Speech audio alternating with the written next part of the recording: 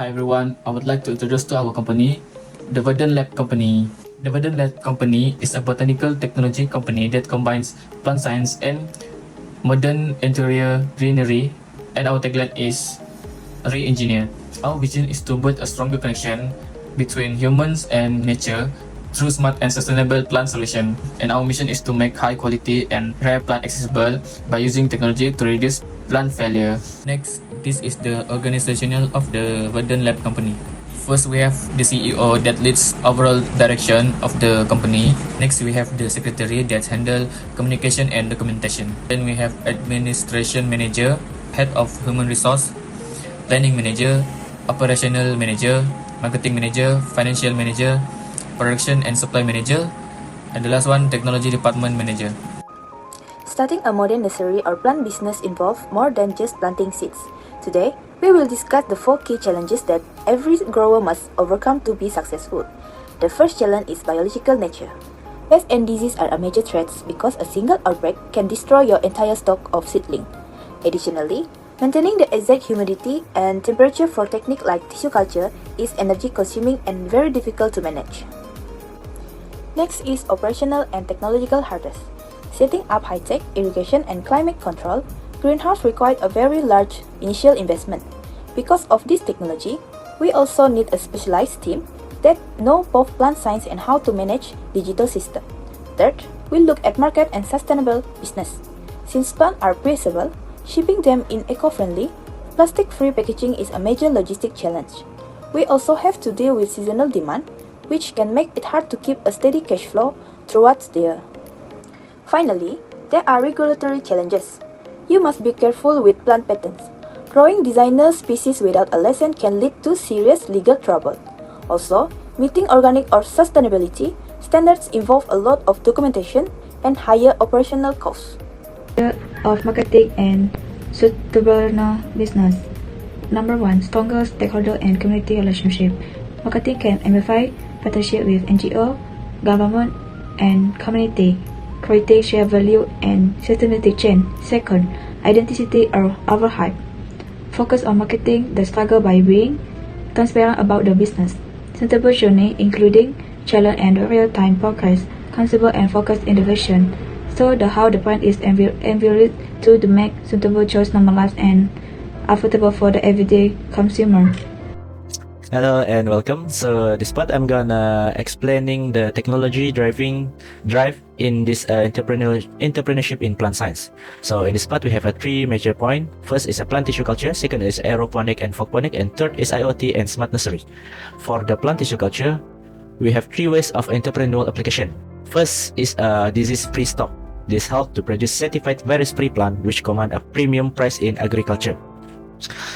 Second is a rapid scale-up. A single mother plant can yield thousands of identical clones in a short time frame. This is ideal for introducing a new varieties plant quickly. Third is a year-round production. Production occurs indoors, independent of season or weathers. For the second major point is aeroponic and fogponic. There are 2 ways of entrepreneurial application. First is a faster turnover. Root develops significantly faster due to maximum oxygen exposure. This is allowing you to sell a root block weeks earlier than your competitors. Second is a high density. Vertical stacking allows for a high production per square meter. Lastly is a IoT and smart nurseries. For this part, we also have 3 ways of entrepreneurial application. First is precise misting. Instead of timer, system use a leaf wetness sensors or vapor pressure deficit or VPD data to miss cutting only when they actually need it, preventing root and saving water. Second is remote management. Entrepreneurs can monitor and adjust nursery condition from their smartphone only, like receiving alert if a heater fails or a pipe bursts. Lastly is a resource optimization. Data drive decision, reduce water and energy uses. This helps to lowering operational overhead. This slide explains the initial capital and project cost for the aeroponic spinach business. The initial capital required is 12,300 ringgit, which includes the aeroponic system, water tank, pump and timer, a simple greenhouse structure, nutrient solution, spinach seeds, and basic tools such as a pH meter and EC meter.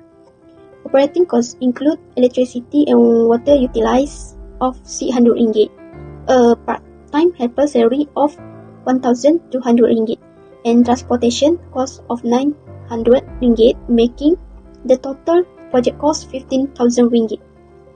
This slide explains the financial planning and cash flow of the business. Aeroponics spinach is sold at 3 ringgit per bunch, with sales expected to increase for 200 bunches in week 1 and to 350 bunches in week 4. The total sales revenue for 4 weeks in 3,300 ringgit, and the cash flow shows that income from sale after the initial capital investment, indicating stable growth potential for the business. Cash outflow is the money that we spend to run the business. Every week, we spend RM300 on seeds and nutrients, RM200 on utilities, and RM250 on transportations. This makes the total weekly cost is RM750 or RM3000 per month. These costs are necessary for daily operations. In week 1, the balance is high because we receive startup capital, and in week 2, sales just covered the cost. In weeks 3 and 4, the business starts making profit. The balance sheet shows the financial position at the end of the month. Our assets include cash and aeroponic equipment. The equipment is worth 12,300 ringgit, and the business is funded by the owner's capital and profit. ROI measures how well the investment performs. Our monthly profit is RM300 and the investment is RM12,300 ringgit. The ROI is 2.44% per month. This is reasonable for a small startup business. Now, I will explain the business model canvas for a plant tissue culture laboratory. This model shows how the lab operates, who it works with, and how it earns income. First, let's look at the key partners. The lab works closely with UNIMAS and the Faculty of Resource Science and Technology for research and expertise.